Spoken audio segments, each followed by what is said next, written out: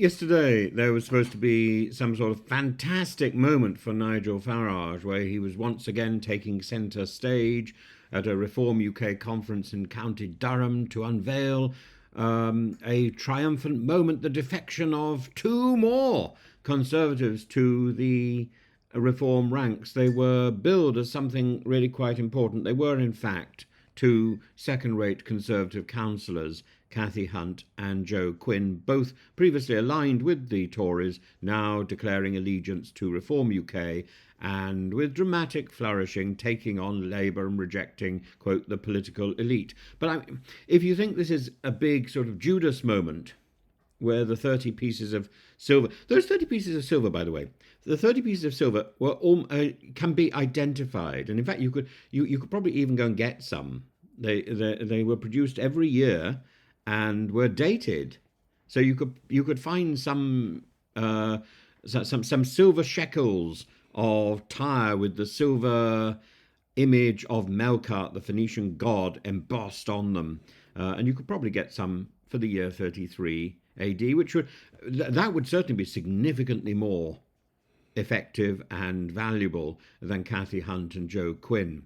And now, while Farage may relish the optics of these defections as another hammer blow to the Conservatives, another boost to the coffers of reform, it's a lot of wind and not much and not much product. We must ask ourselves: is this the seismic shift he wants us to believe? No. In political history, defections have often been the moments of high drama. Churchill crossing the floor twice, Roy Jenkins and the Gang of Four breaking away to form the SDP, or even Boris Johnson jumping ship from the Spectator's office to Downing Street. Yes, this one? No. This isn't a modern-day equivalent of Brutus at the Senate, or a noiseless echo of Judas betraying Christ. It is, at best, a case of minor local players switching jerseys in a game where the spectators are barely aware that it's taking place. They're barely watching. Let's examine the context. Cathy Hunt, a councillor from Woodhouse Close in Durham, had already quit the Conservative Party last month after failing to secure selection for the Bishop Auckland seat. This isn't so much an ideological revolution as an act of disgruntlement. Miss Hunt was not so much pulled into Reform UK by a grand vision as she was pushed out of the Tories' internal selection process. She didn't know where else to run for a headline. Meanwhile, Joe Quinn of Ferry Hill has wrapped his defection in the language of bold rebellion, declaring, "Reform aren't here to take part, Reform are here to take over." Stirring words perhaps, but are they likely to trouble Keir Starmer's sleep? No. The reality is that Reform UK now boasts a total of 3 councillors on Durham County Council, a chamber of 163. This isn't an insurgency, it's a statistical irrelevance. And to compare it with genuine political earthquakes, such as the rise of UKIP in the early 2010s or the Brexit Party's European election triumph, is a mistake. It's a mistake. It's like equating a firework with a forest fire. Happy New Year to everyone from China. Farage, of course, is a master of political theatre. He understands better than most that the perception of momentum is as crucial as its reality. These defections, however minor, contribute to the illusion that Reform UK is on an unstoppable march to Westminster, or at least is doing something. The problem is that the numbers don't bear this out. Polls may show Reform registering in double digits, but turning this into parliamentary seats, turning this into a parliamentary breakthrough is another matter. Britain's electoral system is not proportional. It's ruthless to insurgent parties that lack geographical concentration, and a handful of Tory-turned Reform councillors scattered across county councils do not add up to a national movement capable of breaking through in a first-past-the-post system. Still, Farage's game has never been about conventional victory. It's about disruption. His role is not to win elections outright, but to tilt the political landscape, making the Conservatives dance to his tune. The Tories, battered by their own incompetence and the economic realities of post-Brexit Britain, now find themselves squeezed on all sides. Labour marches ahead while Reform siphons off the disaffected right-wing base, leaving Rishi Sunak and Kemi Badenoch and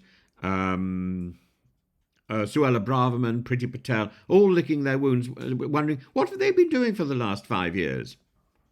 What have they been doing? Well, the answer is not very much. Not very much at all. this ever narrowing centre of disaffection and self satisfaction. And all that time, Sunak could have been holding an international conference, boosting his own importance to sort out immigration. He could have been redefining the 1951 Refugee Convention. Starmer, once he came to power, could have actually done something. Ed Davey could have done something rather than hide the fact that he was partly responsible for post office problems.